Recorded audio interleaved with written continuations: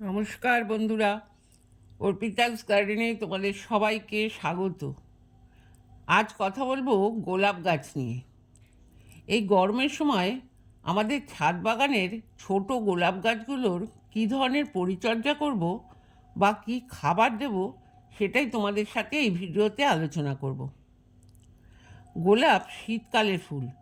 শীতকালে আমাদের ছাদ বাগানে প্রচুর গোলাপ ফুল ফোটে, কিন্তু গরমের সময় সেইভাবে গোলাপ ফোটে না। একদম যে ফোটে না তাও কিন্তু নয়, বিশেষ কিছু পরিচর্যা করলে কম বেশি এই ফুল ফোটে।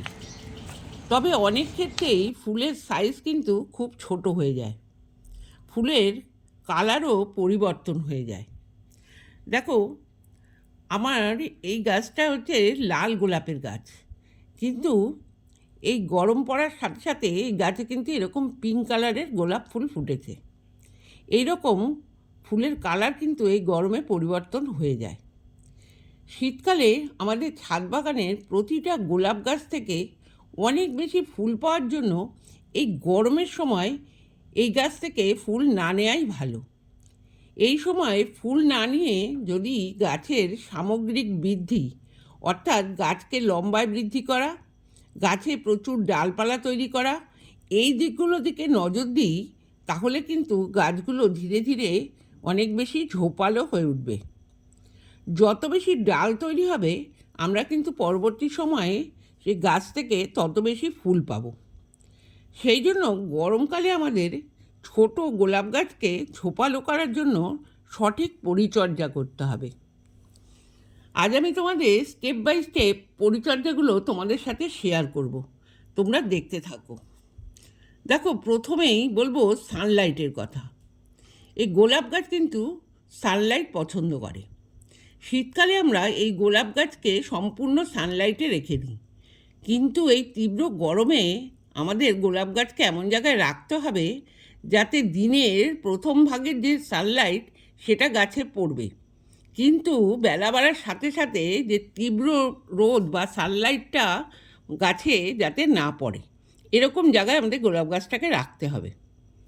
দ্বিতীয়ত, সকাল এবং বিকেল এই দুবেলাতেই আমাদের এই গাছগুলোতে জল স্প্রে করতে হবে, অর্থাৎ গাছগুলোকে খুব ভালোভাবে স্নান করিয়ে দিতে হবে। তৃতীয়ত, 10 দিন অন্তর অন্তর আমাদের যে টবের মাটি, সেই টবের মাটি খুশে দিতে হবে, যাতে নাইট্রোজেন খুব ভালোভাবে চলাচল করতে পারে। এই কাজটা কিন্তু আমাদের করতে হবে। তারপর দেখো, এই সময় আমাদের গাছে কিন্তু অনেক নতুন পাতা তৈরি হবে বা কিছু কিছু ডালও তৈরি হবে। এছাড়া গাছে কোনো সময় ফুল থাকবে, ফুল ফুটবে, কড়ি আসবে, কিন্তু এই ডালগুলো আমাদেরকে প্রুনিং করে দিতে হবে। দেখো, আমার এই গাছেও কিন্তু বেশ নতুন ডাল এসেছে, দেখো নতুন পাতাও তৈরি হয়েছে, গাছে কিন্তু ফুলও ফুটেছে, একটা দুটো ফুলও কিন্তু এই সময় ফুটেছে। দেখো, গাছে কড়িও এসছে আমার, কিন্তু এই সময় আমাদের ফুলের বা কড়ির মায়া করলে চলবে না, আমাদের গাছটাকে সুন্দর করে প্রুনিং করে দিতে হবে। এই সময় যদি আমরা গাছটাকে প্রুনিং করে দিই, তাহলে কিন্তু একটা ডাল থেকে আরও নতুন নতুন ডাল তৈরি হবে, যার ফলে কিন্তু পরবর্তী সময়ে আমরা এই গাছ থেকে প্রচুর ফুল পাবো। এই কাজটা আমাদের করতে হবে। দেখো, এই কাজটা করার জন্য আমি কিন্তু এই যে গাছের যে ডালগুলো, এই ডালগুলো কেটে দেব। দেখো, এই যে ডালটা, এটাকে এলা ডাল বলে। এই ডালটা থেকে কিন্তু কোনো রকম ফুল হবে না। এই ডালটা আমাদের খাবার খেয়ে আমাদের যে টবে আমরা খাবার দিই, সেই খাবারটা নষ্ট হবে, সেই জন্য এই ডালটা আমরা কেটে দেব। দেখো, এছাড়াও এই যে ফুল হয়েছে গাছে, এই ফুলগুলোও কিন্তু আমরা কেটে দেব। দেখো, এই ফুলটা সমেত যে ডালটা, এই ডালটাকে আমরা দেখো কিভাবে কাটবো। আমরা কিন্তু একটা গাঁট, অর্থাৎ একটা পর্ব রেখে এইভাবে ডালটা কেটে দেব। দেখো, আমি হলুদ ফুলটাও কিন্তু এইভাবে কেটে দেব। দেখো, এইভাবে এই ফুলটাও আমি কেটে দিলাম। এইভাবে আমি সমস্ত এই গাছটার যে যে ডালগুলো কাটার মনে হচ্ছে, সেই ডালগুলো কিন্তু আমরা প্রুনিং করে দেব। এইভাবে ডালগুলো প্রুনিং করে দেওয়ার পর অবশ্যই কিন্তু আমাদের কাজ হলো এই কাটা ডালগুলোতে আমাদের ফাঙ্গিসাইড লাগানো। দেখো এখানে আমি হলুদ লাগিয়েছি ডালগুলোতে। তোমাদের কাছে যদি সাব ফাঙ্গিসাইড থাকে অবশ্যই সাব ফাঙ্গিসাইড লাগাবে, আর যদি না থাকে তাহলে এরকম হলুদ লাগাতে পারো। হলুদ কিন্তু ফাঙ্গিসাইডের কাজ করে।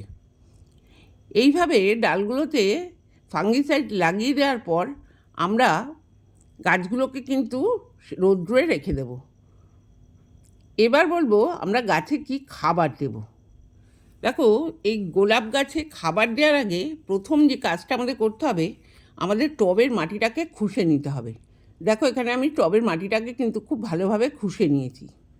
এবার খুশে নেওয়ার পর আমরা এই গাছে খাবার দেব। দেখো এই খাবার হিসেবে আমি এখানে নিয়েছি নিম খোল, 4 চামচ নিয়েছি নিম খোল। 4 চামচ কিন্তু আমার এই ছোটো চামচের 4 চামচ। দেখো 4 চামচ নিয়েছি এখানে শিংকুচি, বড় চামচ নয় কিন্তু ছোট চামচ। বড় চামচ হলে 2 চামচ, আর আমার এই ছোটো চামচ, আমার মতো এরকম চামচ হলে 4 চামচ নেবে। 4 চামচ নিয়েছি হাড় গুঁড়ো, আর 4 চামচ নিয়েছি কলার খোসার গুঁড়ো। এই কলার খোসার গুঁড়ো 4 চামচের জায়গায় 5 চামচ হলেও কোনো ক্ষতি নেই। আর নিয়েছি 4 চামচ চালের গুঁড়ো। দেখো এই চালের গুঁড়ো আমাদের গাছে কিন্তু অত্যন্ত প্রয়োজনীয় একটা উপাদান। এই চালের গুঁড়ো আমরা গাছে কেন ব্যবহার করব বা কিভাবে ব্যবহার করব এই সংক্রান্ত একটা ভিডিও কিন্তু আমার চ্যানেলে দেওয়া আছে, তোমরা চাইলে দেখে নিতে পারো। এবার এই 5টা উপাদানের সাথে আরেকটা আমাদের মেন উপাদান মেশাতে হবে, সেটা হলো আমাদের গোবর সার। এই গোবর সার আমাদের কিন্তু অবশ্যই এই প্রত্যেক মাসে একবার করে আমাদের গোলাপ গাছে দিতে হবে। দেখো আমি এখানে এই ছোটো চামচের 10 চামচের মতো এই গোবর সার এখানে নিয়ে নিলাম। দেখো এখানে আমি 10 চামচের মতো গোবর সার এখানে নিয়ে নিলাম। এবার এই 6টা উপাদান খুব ভালো করে মিশিয়ে নেব। দেখো আমি এইভাবে ভালো করে উপাদান 6টাকে মিশিয়ে নিচ্ছি। এইভাবে মিশিয়ে নেওয়ার পর আমরা কিন্তু টবের যে ধার বরাবর এইগুলো খাবারটা দিয়ে দেব। দেখো এইভাবে টবের ধার বরাবর খাবারটা আমি দিয়ে দিচ্ছি। দেখো এখানে তোমাদের 2টো টব দেখাচ্ছি, আমি 2টো টবেই কিন্তু এইভাবে ধার বরাবর খাবারটা দিয়ে দিলাম। এইভাবে ধার বরাবর খাবারটা দিয়ে দেওয়ার পর আমরা যে মাটিটা খুশে রেখেছিলাম সেই মাটির সাথে কিন্তু খাবারটাকে আমাদের খুব ভালো করে মিশিয়ে দিতে হবে। দেখো আমি এই খাবারটাকে কিন্তু দিয়ে দেওয়ার পর মাটির সাথে খুব ভালো করে মিশিয়ে দিচ্ছি। দেখো এইভাবে চামচের সাহায্যে আমি কিন্তু মাটির সাথে খাবারটাকে ভালো করে মিশিয়ে দিলাম। এইভাবে খাবারটা মিশিয়ে দেওয়ার পর আমাদের গাছে জল দিয়ে দিতে হবে। আমরা যে কোনো গাছেই খাবার দেওয়ার পর কিন্তু পর্যাপ্ত জল দিই। এই গোলাপ গাছেও কিন্তু আমাদের পর্যাপ্ত জল দিতে হবে। আমি এখানে যে জলটা ব্যবহার করছি সেটা হলো চাল ধোয়া জল। তোমরা সবাই জানো যে চাল ধোয়া জল কিন্তু আমাদের গাছের খুব উপকারী একটা উপাদান। এই চাল ধোয়া জল এখানে আমি 250 ml মতো, 2টো গাছে 500 ml জল এখানে দিয়ে দেব। দেখো এখানে আমি এই চাল ধোয়া জলটা সম্পূর্ণটাই এই 2টো টবে দিয়ে দিলাম।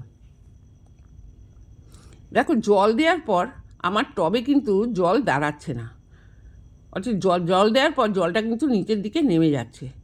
আমার ড্রেনেজ ব্যবস্থাটা তার মানে ঠিক আছে। আমাদের যখন আমরা মাটি দিয়ে টব তৈরি করব, রেডি করব, তখন কিন্তু আমাদের ড্রেনেজ ব্যবস্থার দিকে অবশ্যই খেয়াল রাখতে হবে, যাতে কখনোই টবের মাটিতে জল না দাঁড়ায়। জল দাঁড়ালে কিন্তু শেকড় পচে যাবে। এইভাবে আমাদের টবের মাটিতে জল দিয়ে দিতে হবে। এইভাবে জল দেওয়ার পর আমরা গাছটাকে আমরা সানলাইটে রেখে দেব। এইভাবে পরিচর্যা করার পর এবং খাবার দেওয়ার কিছুদিনের মধ্যেই তোমরা দেখতে পাবে গাছে নতুন নতুন পাতা তৈরি হয়েছে। দেখো আমার গাছেও কিন্তু বেশ নতুন পাতা তৈরি হয়েছে, ডালও কিন্তু তৈরি হচ্ছে। এই যখন নতুন ডাল এবং নতুন পাতা গাছে তৈরি হবে তখন কিন্তু আমাদের গাছে অবশ্যই কীটনাশক স্প্রে করতে হবে। এই কীটনাশক যদি আমরা স্প্রে না করি তাহলে কিন্তু গাছের এই যে পাতা বা ডাল যে তৈরি হচ্ছে এগুলো কিন্তু নষ্ট হয়ে যাবে। সেই জন্য আমাদের 7 দিন অন্তর অথবা 10 দিনে একবার আমাদের কিন্তু কীটনাশক এই গাছে স্প্রে করতে হবে। তোমরা সুপার সোনাটা বা কাকা বা থিটা যে কোনো কীটনাশকই কিন্তু গাছে স্প্রে করতে পারো। 1 লিটার জলে 2 ml মিশিয়ে নিয়ে ভালো করে মিশিয়ে তোমরা এই গাছে কিন্তু স্প্রে করবে। তাহলে কিন্তু এই গাছে আর কোনো কীটপতঙ্গের আক্রমণ হবে না।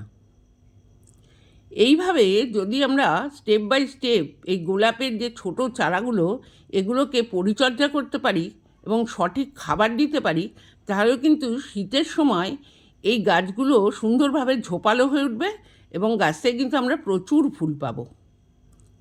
আমার এই ভিডিওটা আজকে এই পর্যন্তই।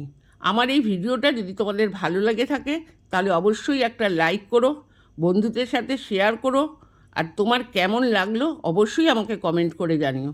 আমার চ্যানেলে তুমি নতুন হয়ে থাকলে আমার চ্যানেলটা সাবস্ক্রাইব করে আমার পাশে থেকো। তোমরা সবাই ভালো থেকো, সুস্থ থেকো।